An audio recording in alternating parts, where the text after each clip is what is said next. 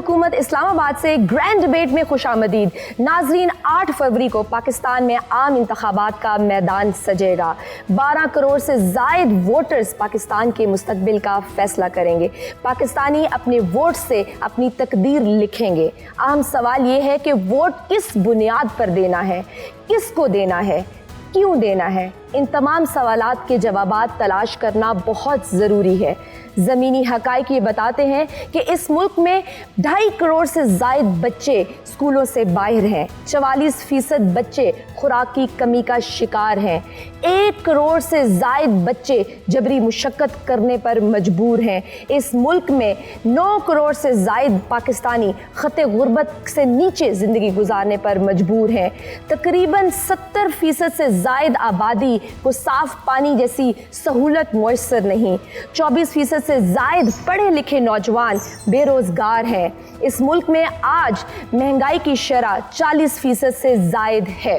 ये वो मुल्क है जहाँ पर आटा माफिया, चीनी माफिया, पेट्रोल माफिया, खाद माफिया और अद्वियात माफिया का राज है, लेकिन रेगुलेटर्स खामोश हैं। ये वो मुल्क है जहाँ पर आम आदमी को तो इंसाफ नहीं मिल रहा, लेकिन सियासी अशराफिया के लिए इंसाफ के दरवाजे हर वक्त खुले रहते हैं। ये वो मुल्क है जहाँ पर कौम की मुहाफिज पुलिस करप्शन में जिसका पहला नंबर है। ये वो गरीब मुल्क है जहाँ पर जमूर और जमहूरियत की अलामत समझी जाने वाली पार्लियामेंट का एक दिन का खर्चा 6 करोड़ 65 लाख रुपए है। यहाँ सवाल ये पैदा होता है कि आइंदा आने वाले आम इंतखाबात के बाद क्या इन सियासी जमातों के पास आवाम के इन मसाइल का हल है या नहीं। आज की इस ग्रैंड डिबेट में हम इन्हीं मौज़ूआत पर बात करेंगे। आज की इस ग्रैंड डिबेट में हमें ज्वाइन कर लिया है पाकिस्तान तहरीक इंसाफ के सीनियर नायब सदर शेर अफजल मरवत साहब ने। उनके साथ तशरीफ फरमा है नायाब अली, जो कि ट्रांसजेंडर हेड ऑफ कम्युनिटी है और एक आज़ाद उम्मीदवार के तौर पर NA 46 और 47 से इलेक्शन लड़ रही हैं।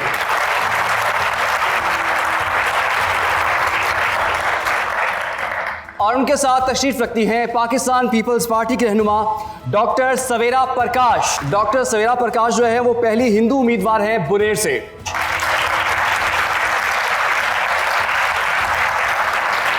और नून लीग की नुमाइंदगी आज करेंगे अंजुम अकील खान। हमारे दाएं जानिब एनालिस्ट पैनल मौजूद है। सबसे पहले अतर काज़मी साहब, मैं आपको वेलकम करती हूँ ग्रैंड डिबेट में। उनके साथ anchor person and analyst Maria Memon, welcome ma'am. Muzammil Suhrawardy, हमारे साथ एक और एनालिस्ट मौजूद हैं, आपको भी ग्रैंड डिबेट में हम खुशामदीद कहते हैं। शेर अफजल मरवत साहब, सबसे पहले मैं आगाज़ करूंगी, आपसे ये जानना चाहूँगी, PMLN क्लेम करती है कि लोड शेडिंग हमने ख़त्म की, मोटरवेज हमने बनाए, डेवलपमेंट हमने की, दहशतगर्दी हमने ख़त्म की, हम PMLN को वोट क्यों ना दें? बहुत शुक्रिया। मुस्लिम लीग नून को पहला सवाल, वोट क्यों न दें? वोट इसलिए न दें कि 3 दफ़ा ये और 1 दफ़ा इनका भाई वज़ीर आज़म रहे। पाकिस्तान की कुल 76 साल ज़िंदगी में 34 साल दौरे हुकूमत हैं फ़ौज का। बकाया जो दौरे हुकूमत हैं हमारे 3 साल निकाल के, वो हैं पीपल पार्टी और PMLN का। बारी बारियाँ इन्होंने ली हैं और इसके नतीजे में पाकिस्तान की मईशत जो दिगरगू हैं, ज़वाल पजीर हैं। जो 16 माह PDM ने दौरे हुकूमत की, तो इसमें जो रेशो इन्फ्लेशन का था वो सबसे बड़ा हिस्टोरिकली 17% जो है राइज कर गया, नंबर 1। नंबर 2, PDM के दौरे हुकूमत में जो इनके भाई की हुकूमत थी, उस वक़्त ह्यूमन राइट्स की वायलेशन जो आज तक जारी है, पाकिस्तान में इसकी नज़ीर नहीं मिलती है, न इस खित्ते में मिलती हैं कि इतने वसी पैमाने पे अपनी ही रियासत ने अपनी ही मुल्क के अवाम के हकूक़ को इस बुरी तरह पामाल किया हो। तीसरी बात, जो गरीबी गुर्बत जो है वो 9 करोड़ पाकिस्तानी जो हैं वो गुर्बत की लकीर से नीचे ज़िंदगी गुजार रहे हैं। जब इमरान खान की हुकूमत जो है उस पर शब खून मारा गया तो $17 बिलियन नेशनल एक्सचेकर में थे। 8 बिलियन IMF से इन्होंने लोन लिया। 3 बिलियन जो हैं उन्होंने इंटरनल पाकिस्तानी बैंकों से लोन लिया। 11 अरब और 8 अरब, ये हो गए 19 अरब रुपए। इसके अलावा जो अंदरू जो लोकल डिफिसिट था, जो बैंकों से कर्जे लेने की, वो उसकी मुझे एग्जैक्ट वॉल्यूम याद नहीं है, लेकिन जब ये हुकूमत छोड़ के जा रहे हैं तो $1 बिलियन ये छोड़ के गए। गुर्बत जो थी और जो महंगाई है, पेट्रोल, गैस, किसी भी ज़िंदगी की किसी शोबे को आप टच करें तो वो महंगाई उस अरूज पे पहुंची कि गरीब क्या जो सफ़ेद पोश थे उनकी बसात से बाहर थी। फिर अमन व अमान पे आते हैं, बदअमनी इस लेवल पे आज पहुंची हुई है। खान ने जो हुकूमत की है, पाकिस्तान तहरीक इंसाफ ने, हमारी सरहद है, चूँकि मैं बॉर्डर के इलाकों से ताल्लुक़ रखता हूँ, आज हमारे सरहदों पे एक तरफ फ़ौज है, दूसरी तरफ तालिबान है। बदअमनी जो है वो अरूज पे पहुंची इनके दौरे हुकूमत में। ना हमारे दौरे हुकूमत में कभी एक मिनट कभी कोई ड्रोन मारा गया, ना हमारे दौरे हुकूमत में मिलिटेंसी थी, अमन व अमान था बॉर्डर एरिया पे। इन्होंने ये तहाइफ दिए 16 माह की हुकूमत में। मरवत सादम ने तो एक बहुत तवील चार्जशीट नूनी के खिलाफ बना दिए। नायाब, आप इस्लामाबाद से कंटेस्ट कर रही हैं, ये बताइए कि इंतखाबी सियासत में आने का आपका बेसिक क्या ऑब्जेक्टिव है, क्या मकसद है? देखिए, सबसे पहले तो मैं इस बात से इब्तदा करूँगी कि मैं ख़ुद को इंसानी हकूक़ की एक अदना सी कारकुन समझती हूँ और मेरा जो बैकग्राउंड है, I received 6 global prizes for human rights and rule of law. तो this was one of the reason कि मैं पार्लियामेंट के अंदर इसलिए आना चाहती हूँ कि मैं इंसानी हकूक़ की हकीकी आवाज़ बनूँ, ना कि मैं जाके कभी आफिया सदीकी के मसले के ऊपर जाके फ़ोटो सेशन कराऊँ, या कभी मैं अपने बलोच मिसिंग पर्सनस के साथ जाके उनके कैंप्स के अंदर बैठ के वीडियोज़ बनवाऊँ। मैं एक्चुअल में वो मसले हल करना चाहती हूँ। This is the one of the reason जिसकी वजह से मैं पार्लियामेंट में आना चाहती हूँ। आपको लगता है कि ये सियासी जमातें जो हैं इन मसाइल को तरजीह नहीं दे रही हैं, आप मायूस नज़र आती हैं, या आपको लगता है एक्सेप्टेंस का मसला है या सोच का फ़र्क है? क्योंकि अब इलेक्शन भी आज़ाद उम्मीदवार के तौर पे कंटेस्ट कर रही हैं। देखें, जो सियासी जमातें हैं, मैं आपको मैं ये बताती चलूँ, आप इनके मंशूर पढ़ के देख लें। इनके मंशूर के ऊपर प्रायोरिटी क्या होगी? वो प्रायोरिटी होगी जिससे करप्शन ज़्यादा हो सके। तरनौल और बारा कहू जैसे 2 बड़े आबादी के इलाके, आज भी वहाँ पे ना सरकारी अस्पताल मौजूद है और ना ही जो है वो सरकारी वहाँ पे स्कूल मौजूद है। तो दिस इज़ द रीज़न कि आप देखें कि प्रायोरिटीज़ डिफरेंट हैं जहाँ से आपको बिजनेस आता है, क्योंकि इलेक्शन तो बिजनेस बन चुका है, बिजनेस इन्वेस्ट करते हैं, और ये तमाम की तमाम सियासी पार्टियाँ आज भी जो है वो इसी वजह से आगे आ रही हैं। इंसानी हकूक़ तो बहुत पीछे रह गए, इंसान तो पीछे रह गए, पैसा आगे आ गया और इस वजह से ये सब इलेक्शन के अंदर आ रहे हैं। जी ठीक है जी, आगे बढ़ते हैं। डॉक्टर सवेरा प्रकाश साहिबा, ये बताइए, चूँकि आप पहली हिंदू उम्मीदवार हैं बुनेर से, तो पाकिस्तान के इस पॉलिटिकल प्रोसेस में अक़लियतों के लिए क्या तलाश कर रही हैं आप, और आपके ख़्याल में आप अगर जीत जाती हैं तो आप क्या करेंगी अक़लियतों के लिए और पाकिस्तान के लिए? बेसिकली मेरा जो रीज़न भी था आने का, एम्पावरमेंट थी। हमारे इलाके से इवन वुमेन कैंडिडेट भी कोई नहीं थी, तो एज अ कैंडिडेट में जनरल इलेक्शन में वो भी के चाहती थी कि ये स्टेप लेके मैं किसी तरह से एम्पावर करूँ, ना सिर्फ वुमेन और माइनॉरिटीज़ को पर यूथ को भी, ताकि ये स्टेप जो है फर्स्ट स्टेप से लोग डरते हैं, ये स्टेप लेने लग जाए कि इस चीज़ से ना डरे। हमारी नेशन बहुत ही ज़्यादा एपॉलिटिकल हो गई है और इस चीज़ को हमें मतलब थोड़ा सा सॉल्व करना पड़ेगा। हमें अपने वॉइस उठाने पड़ेंगे, अपने हक़ के लिए हमें ख़ुद ही बात करनी पड़ेगी। आप चूँकि खातून हैं, आपने कहा कि आपके बुनेर से कोई भी खातून उम्मीदवार ही सामने नहीं आई, तो ख़वातीन की इस इलेक्शन प्रोसेस के अंदर इन्वॉल्वमेंट क्यों नहीं है, और वो क्या बहुत ज़्यादा नाउम्मीद हैं, या घर से प्रेशर है, या ख़वातीन पाकिस्तान की तरक्की के लिए क्या रोल प्ले कर सकती हैं आपके ख्याल में? बात यह है कि ज़्यादातर हमारे ख़वातीन घरों तक ही लिमिटेड होती है, तो बाहर किसी के साथ कांटेक्ट नहीं होता। तो जनरल इलेक्शन का तो मतलब सोचना भी दूर की बात होती है कि मतलब कौन वोट देगा, हमें तो कोई जानता ही नहीं है, ऐसी बातें होती है, यही डर होता है।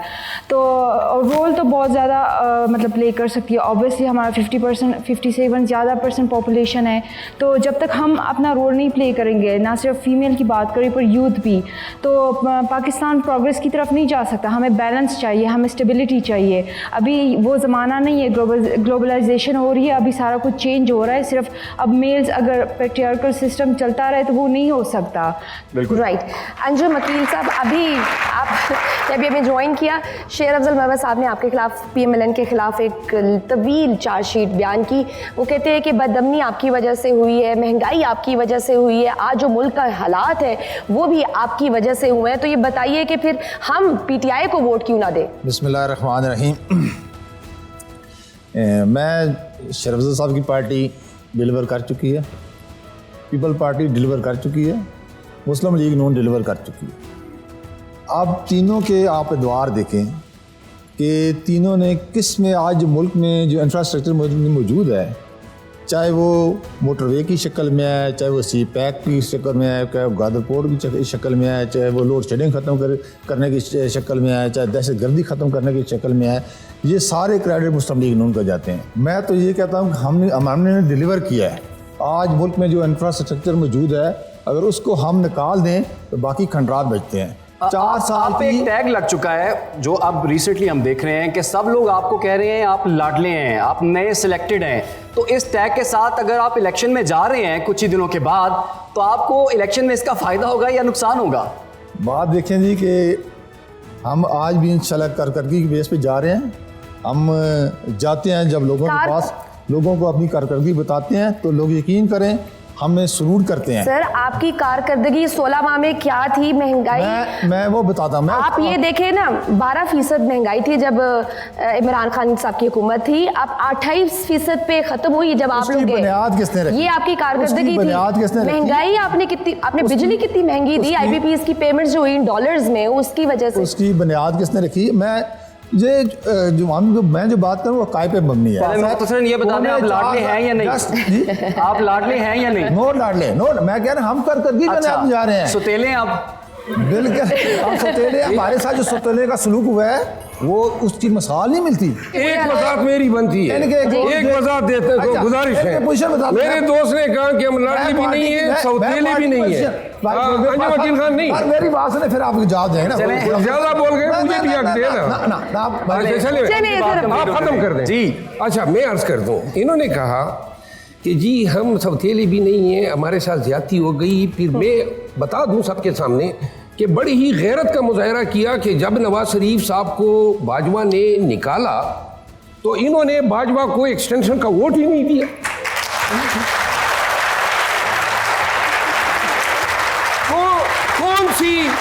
कौन सी हमीयत और गैरत इसको जस्टिफाई करेगी कि आप अपने साथ जुल्म करने वाले को 3 साल का एक्सटेंशन देंगे? एक उज़र दे दें, एक तब वजाहत दे दें कि क्यों आपने बाजवा को वोट दिया। वैसे आप ही देना चाह रहे थे। हमने देखिए बकौल इनके वो हमें लाए, सवाल का जवाब दे, बाजवा को वोट क्यों दिया आपने? हमने तो कोई एक वजाहत दे दें। हम तो पाकिस्तान, अब इस नेका में पाकिस्तान पे आते हैं। एक मिनट जी जी, आगे हम डिबेट। एक आखिरी में गुजारिश कर दूं, अगर अदालत से बरी हो गए तो आप इनको मासूम नहीं मानते?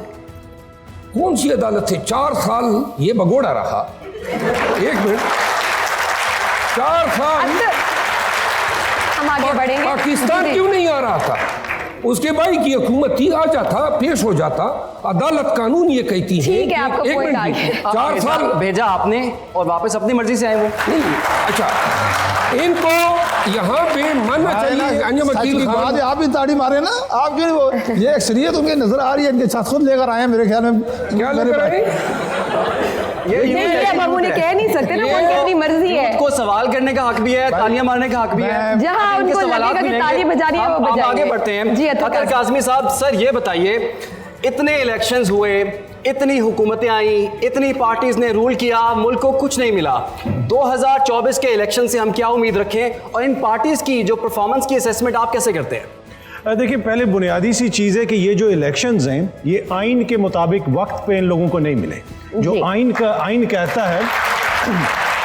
तो अब जो आपका दूसरा क्वेश्चन है कि उम्मीद क्या रखें, जिन लोगों ने आइन के तहत जो 50 साल पहले प्रिंसिपल सेटल हो गया था कि 90 रोज़ में इंतखाबात होंगे, 2 सूबों में इंतखाबात नहीं दिए, वफाक के अंदर टाइम पे इंतखाबात नहीं दिए, अब हम सुप्रीम कोर्ट में गए और कहा इस तरह जा रहा है, बताया इस तरह जा रहा है कि जैसे कौम पे एहसान किया जा रहा है कि जी तुम्हें हम 8 फरवरी को इलेक्शन दे रहे हैं। भाई ये इलेक्शंस तो पहले बनते थे, आपने पहले क्यों नहीं दिए? तो ये बुनियादी सी चीज़ है और ये पहली दफ़ा पाकिस्तान की तारीख में हो रहा है कि इतना बड़ा जमहूरी इत्तेहाद था। जिसकी कोई नज़ीर नहीं मिलती। शायद दुनिया में किसी भी जमहूरी मुल्क में इतने बड़े जमहूरी इत्तेहाद की नज़ीर नहीं मिलती जो इक़्तिदार में हों और वो वक्त के ऊपर इलेक्शंस ना करवाएं।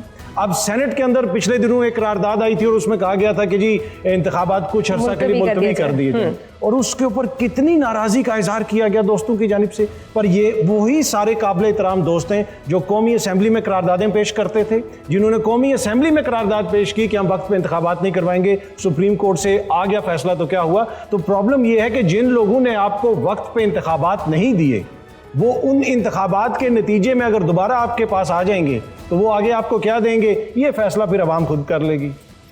ठीक, मारिया ये बताइए इलेक्शन से भाग कौन रहा है फिर? आप क्यों भाग रहे हैं? क्योंकि ये आप इनके भी देख रहे हैं, क्लेम कर रहे हैं कि हमने ये किया मुल्क के लिए। PMLN भी कहती है हमने तो इतनी डेवलपमेंट की। जब इतनी एहसन और इतनी बेहतरीन कारकर्दगी रही तो फिर ये भाग क्यों रहे हैं इलेक्शन से?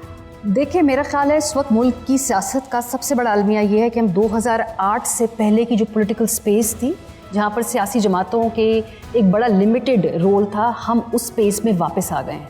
जितनी इस जमहूरियत ने स्ट्राइड्स आगे की थी 2008 के बाद, वो सारा कुछ रिवर्स हो गया है और उसी इन्वायरमेंट के अंदर हम ऑपरेट कर रहे हैं। अपनी नाआकबद अंदेशी की वजह से ये सारी सियासी जमातें जो बैठी हुई हैं, मैं सबको एड्रेस करते हुए कह रही हूँ, अपनी बेवकूफ़ी, अपनी सहूलतकारी की वजह से ये सारा जो इन्होंने जमहूरी तौर पे हासिल किया था, जितना भी लेवरेज, वो खो दिया है। और उसी के तहत ये सब ट्रैप हुए। एक दूसरे से डराते रहे, एक बोगीमैन दिखाकर इनको डराते रहे कि वो आ जाएगा 10 साल के लिए, इनको दिखाकर कहते रहे ये आ गया तो ये 10 साल के लिए इलेक्शन नहीं होना देगा, और उसके नतीजे में अब ये सब अपनी लिमिटेड स्पेस में पुरानी तनख्वाहों पे काम कर रहे हैं। सो इलेक्शन से भागने की तो इस वक्त बात है ही नहीं। जो इलेक्शन हो रहा है वो कैसा इलेक्शन हो रहा है, और उस इलेक्शन के नतीजे में कोई भी अगर आ जाए आगे इक़्तिदार में तो क्या स्टेबिलिटी आएगी? कौन उसको एक्सेप्ट करेगा? स्टेबिलिटी आएगी? क्या पॉलिटिकली हम आगे जाएंगे? क्या इकोनॉमी के मसाइल सॉल्व होंगे? सो अब हमें दोबारा चेस बोर्ड पे जाना पड़ रहा है। 2008 के बाद जितनी जमहूरियत ने प्रोग्रेस की थी वो सब चली गई है, और ये सब इसके जिम्मेदार हैं। आप भी हैं, क्योंकि अपनी अपनी सहूलतकारी के लिए ये जब मुआविन बनते हैं उन कुव्वतों के जो उनको जमहूरियत पसंद नहीं है, और उसके बाद अपने सियासी मुखालिफ को गिराते हैं, और जैसे ही आपकी फील्ड पलटती है तो आप दूसरी छलांग मार के उस पर चढ़ जाते हैं। और हम सबको, इन सब ने जमहूरियत के बड़े बुलंदोबाग दावे किए हुए हैं, इनमें से हकीकी जमहूरियत मेरा नहीं ख्याल किसी की इस वक्त ना मंजिल है ना ख्वाहिश है। अब जो भी रूल्स हैं, रूल ऑफ द गेम है, उसके तहत ये सब इलेक्शन लड़ेंगे। थोड़ा थोड़ा अपना आधा पाव गोश्त जो उनको मिलेगा उसके साथ अभी बड़ी खुशी से उनको गुजारा करना पड़ेगा, और शायद 5-6 साल के बाद अगर ये इनमें कोई शऊर, कोई अक्ल, कोई गलतियों से सीखने के बाद इनको कोई मौका मिला तो हम शायद वो जमहूरी स्पेस आहिस्ता आहिस्ता हासिल कर लें, लेकिन अगले 5 से 6 साल के अंदर मुझे वो नजर नहीं आता। ठीक है जी। मुज़म्मिल सोहरावर्दी साहब, सर जिस माहौल में ये इलेक्शंस हो रहे हैं और तब कमोबेश तमाम सियासी जमातें वो ये कह रही है कि हमें लेवल प्लेइंग फील्ड नहीं मिल रही, और एक बड़ी जमात के जो सरकर्दा रहनुमा हैं वो जेलों में हैं और उनको भी जल्द से नहीं करने दिए जा रहे, उनके जो उम्मीदवारों के कागजात जमा होते हैं कोई लेके भाग जाता है या उन पे मजीद पर्चे भी हो रहे हैं। ऐसे में इलेक्शन की साख कैसी देख रहे हैं जो कि 8 फरवरी 2024 को हो रहे हैं? ऐसी देख रहा हूँ जैसी 2018 के इलेक्शन की साख थी, तो फ़र्क तो नहीं है। देखिए, जो बोया है वही काटना है। आप आलू बीज के गन्ने तो नहीं उगा सकते, ठीक है ना?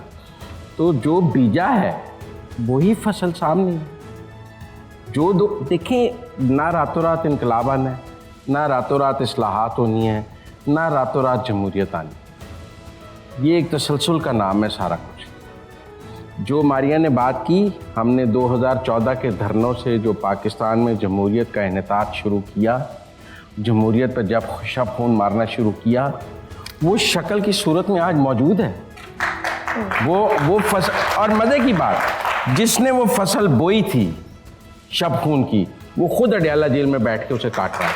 वो बड़ी जिम्मा नहीं है। उसने जमहूरियत के शब खून पे 129 दिन का धरने से वो शब खून मारा था, आज उसकी फसल काट रहा है। जायज़ या नाजायज़ मैं बहस नहीं कर रहा, ठीक है ना?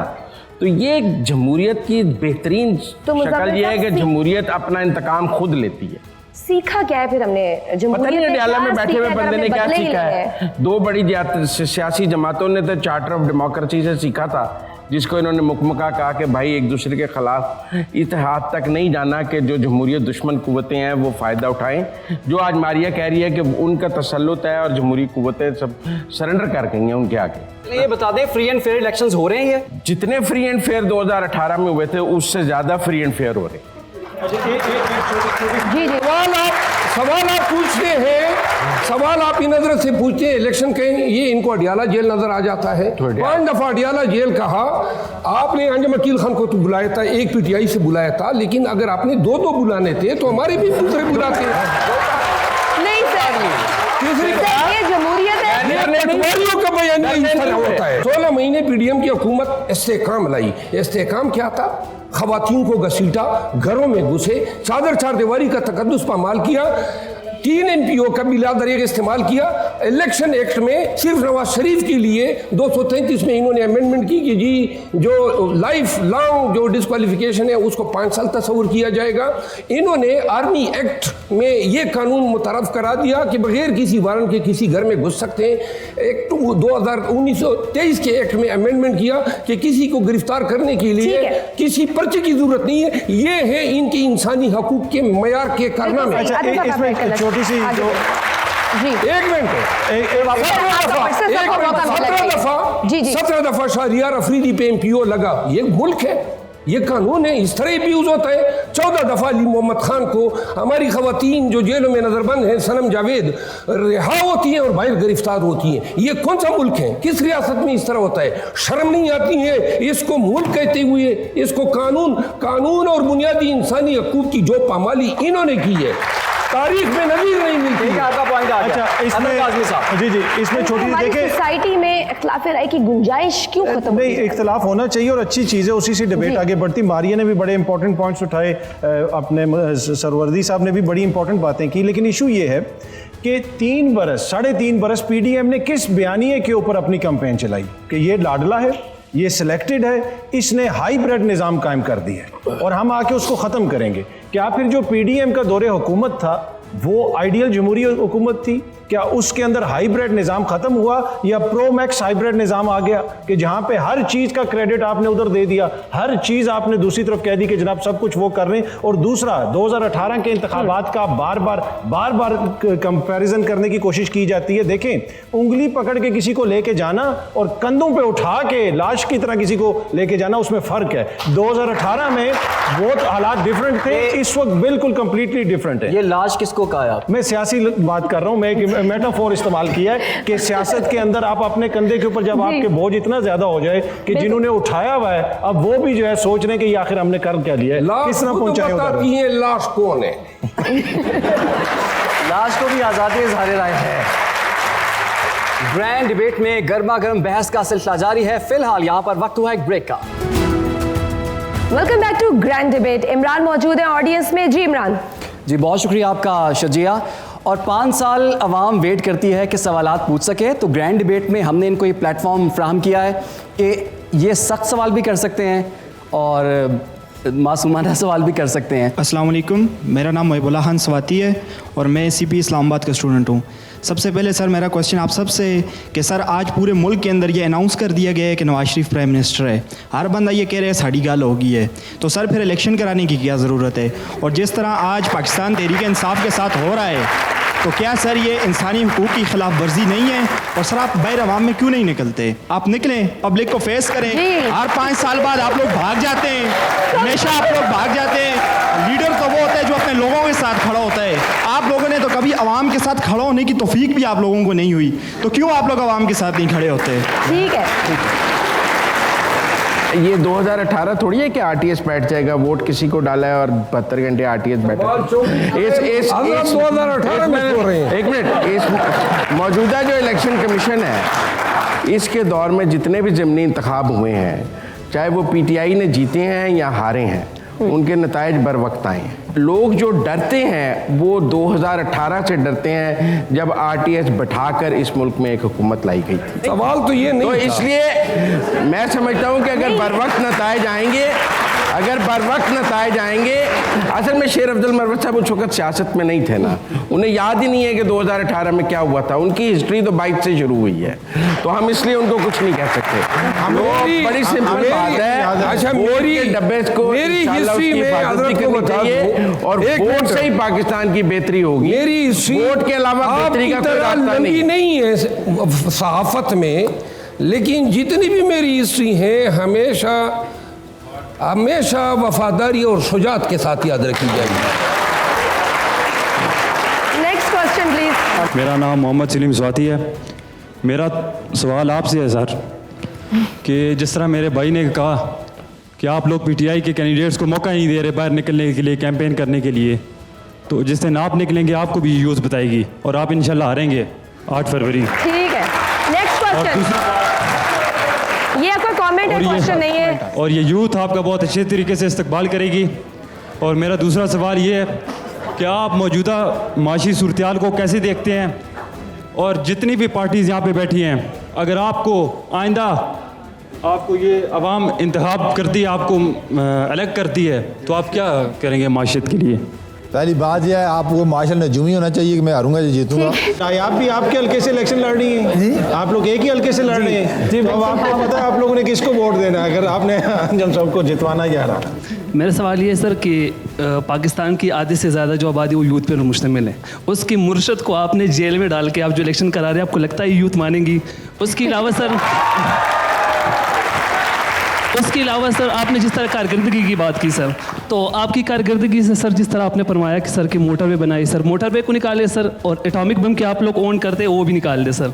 कोई एक ऐसा फलाई मंसूबा जिसमें एजुकेशन के बारे में काम किया गया हो या हेल्थ के बारे में काम, वो बता दे सर। खान साहब की हुकूमत की मैं उंगलियों पर गिन के आपको बता सकता हूँ सर। बात यह है कि नवाज शरीफ की जो हुकूमत गिराई गई थी वो 2/3 मेजॉरिटी से बनी थी और एक अकामे के बेस पर गिराई गई थी, ठीक है। दूसरी बात यह है कि आपका लीडर फेसबुक का लीडर है। अभी आप इलेक्शन आ रहे हैं, इलेक्शन में आए आप, बात यह है कि रियलिटी को फेस करना चाहिए। आपको मंसूबा बताता हूँ, PKLI जो हॉस्पिटल है लाहौर में, वो देखा है आपने? सर वहाँ पे नवाज शरीफ साहब का इलाज नहीं हो सका, ये बात भी है।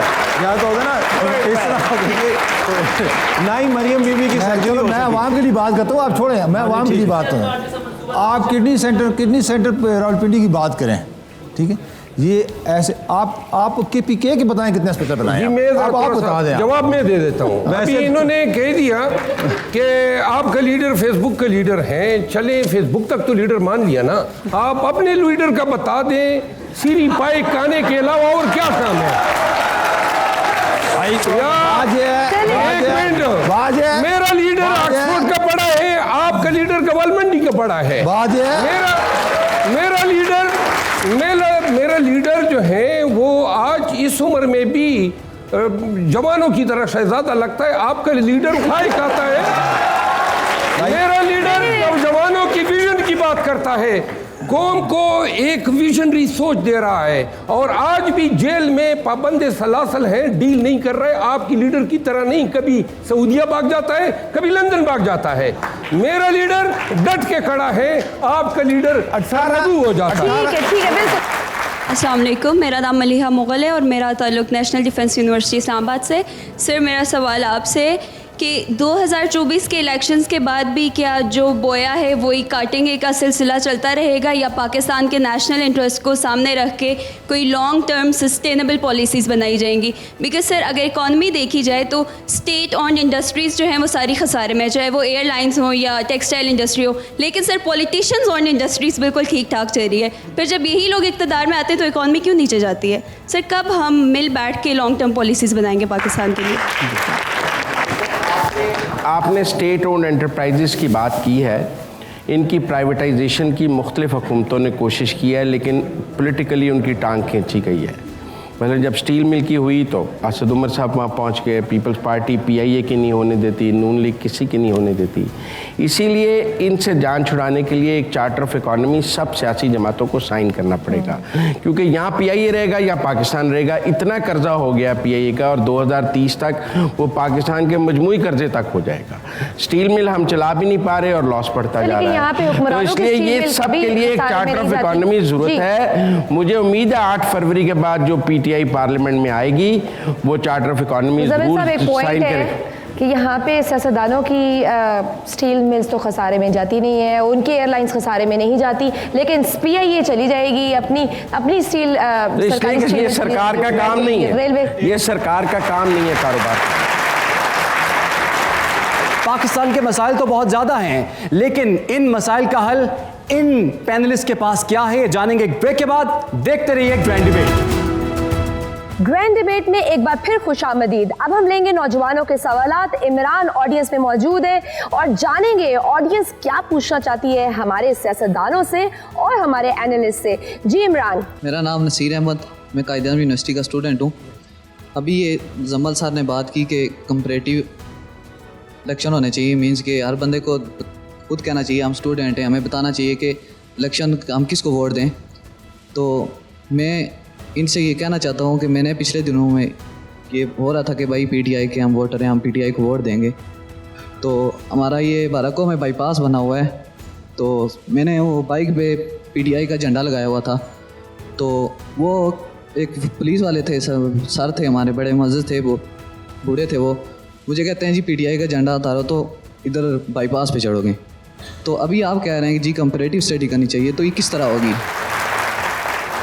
आप देखिए ये आपके पास मौका है आपको अपने वोट की सिक्योरिटी को देखने का, कि आपकी वोट की सिक्योरिटी, तो आप बजाय इधर देने के आप हमें दें। कम से कम आप दिखा तो सके ना कि आपने वोट दिया था और आपकी वोट की ताकतों से एक ट्रांसजेंडर का। मेरा आप सवाल है कि जिस तरह तमाम सियासी जमातें कह रही हैं कि हमें लेवल प्लेइंग फील्ड नहीं मिल रही, जिस आप बीइंग एंकर पर्सन, आप जिस एंकर हैं, तो आप इसमें क्या रोल प्ले कर रही हैं ताकि बाकी सियासी जमातें कहें कि हमें पूरी लेवल प्लेइंग फील्ड मिल रही है? मैं इसका जवाब देना चाहती हूँ। मुझे कभी कभी लगता है कि मीडिया के ऊपर और उन लोगों के ऊपर जो कि सॉफ्टवेयर का टारगेट हैं, आपका गुस्सा जायज़ है, लेकिन ये मिसप्लेस्ड एंगर है।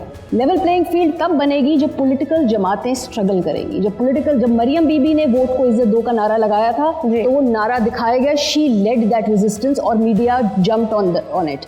जब खान साहब ने एक एग्रेसिव पोजीशन ली थी, उन्होंने स्पेस बनाई थी और मीडिया के लिए भी स्पेस बनी और मीडिया ने उसको फॉलो किया। अगर आप समझते हैं कि हमारे पास कोई मुसल्ला जत्थे हैं या हमारे पास कोई बहुत ज़्यादा लोग हैं, जब हम निकलेंगे हमारे पीछे बैक पे आएंगे, वो हमारे पास नहीं है। जो लोगों की ताकत है वो आपके इलेक्टेड पॉलिटिशियंस के ऊपर है। जब वो लेट जाएंगे, वो घुटने टेक देंगे, तो हम सबकी स्पेस खत्म हो जाएगी। आप हम पे गुस्सा कर सकते हैं, ज़रूर कीजिए, हम आपके सामने अकाउंटेबल है, पर I would say it's misplaced anger. जिन पे असल में गुस्सा होना चाहिए है, मेरा ख्याल है गुस्से को उधर ही फोकस रखें। सर मेरा नाम आबिद हसन है, मैं इस्लामिक यूनिवर्सिटी से हूँ, रईस ताल्लुक फैसलाबाद से। सर मेरा सबसे सवाल है कि आप अपने मफाद के लिए तो इकट्ठे हो जाते हैं, हमने PDM भी बनते देखी, हमने 71 में भुट्टो के ख़िलाफ़ भी इत्तेहाद बनता देखा, लेकिन मेरे मफाद के लिए, इन सब के मफाद के लिए आप कभी इकट्ठे नहीं हुए। सर यहाँ लिखा हुआ है सुनो वोट दो यकीन के साथ, मुझे यकीन ही नहीं अपनी पॉलिटिकल पार्टी पे। ये मेरा CNC है, ले लें इसको सर, वोट जिसने जिधर डालना है डाल के फिर मुझे TCS के ज़रिए अपना जो है कार्ड वापस कर दीजिए, ताकि फिर मैं जो देख लूँ।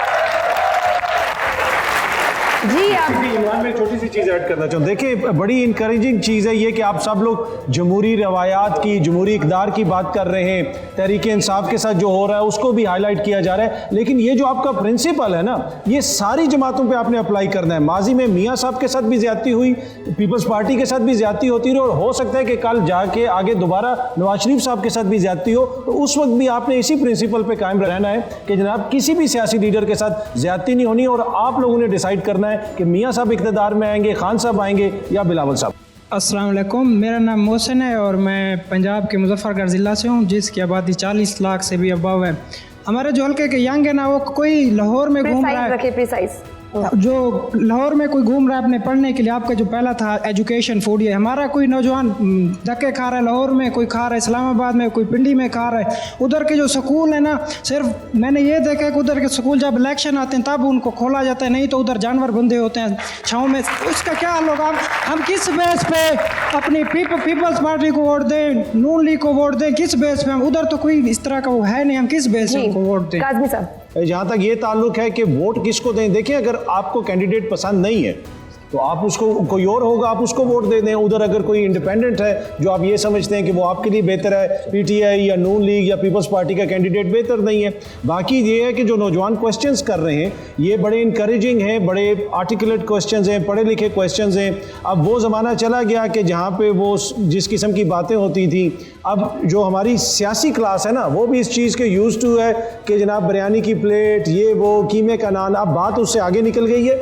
अब जो है नौजवान पढ़ा लिखा तबका है और आम जो बंदा है उसमें भी शऊर है, तो अपने शऊर के मुताबिक आप वोट दें जिसको आप बेहतर समझते हैं। ठीक है। अस्सलाम वालेकुम, मेरा नाम सुंदस इफ्तिखार है, फातिमा जिनाव वुमेन यूनिवर्सिटी से। मेरा सवाल आप सबसे है कि क्या 2024 के इलेक्शंस हमें गैर यकीनी सूरत हाल से निकाल सकेंगे?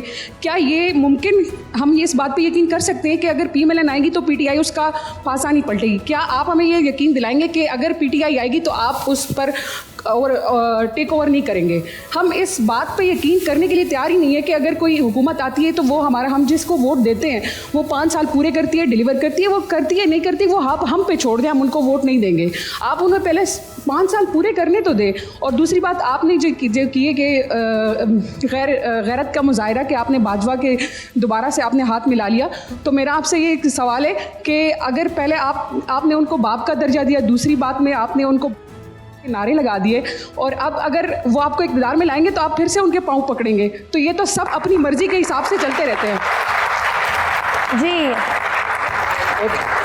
एक और सवाल ले लेते हैं हम। जी प्लीज़। जो पहले उन्होंने कहा कि सियासी जमातें इंतजार करें, देखिए सियासी जमातों का ये आईनी हक है कि अगर वो किसी की हुकूमत गिराना चाहते हैं, नई कोalition बने। दुनिया भर में, जापान में हर दूसरे दिन हुकूमत गिरी होती है, अगर आप थोड़ा सा देख लें। इसी तरह मगरिब में भी कोalitions आती हैं, चली जाती हैं। मसला ये है कि वो अपने बलबूते के ऊपर आते हैं और फिर वो निज़ाम उस कायदे और कानून के मुताबिक चलाते हैं जो उनके पास होता है। यहाँ पे हमने जो देखा कि हुकूमत गिराई गई और वही राजा रियाज साहब जो आज नून लीग के टिकट के ऊपर इलेक्शन लड़ रहे हैं, वो उस वक्त PTI के थे और वो अपोजिशन लीडर का किरदार भी अदा करते रहे। फिर काकड़ साहब के हवाले से भी वो कहते हैं कि ये भी मेरी मर्जी से आए थे। ठीक है जी, सवाल हो गया आपका। जी, हमारी इकोनॉमी के तो बहुत सारे मसाइल हैं, वो तो है, बिल्कुल है, लेकिन बात वही है कि आपके हाथ में चीज़ आनी चाहिए। मैं एग्री करता हूँ आपके पॉइंट से कि जिसको आप वोट दें उसको इक़्तिदार मिलना चाहिए। इस ग्रैंड डिबेट में प्रोग्राम का पहला हिस्सा आपने मुलाहिजा किया। कल फिर हम हाजिर होंगे, आपके सवालात होंगे, हमारे इन पैनलिस्ट के जवाबात होंगे। देखते रहिए ग्रैंड डिबेट।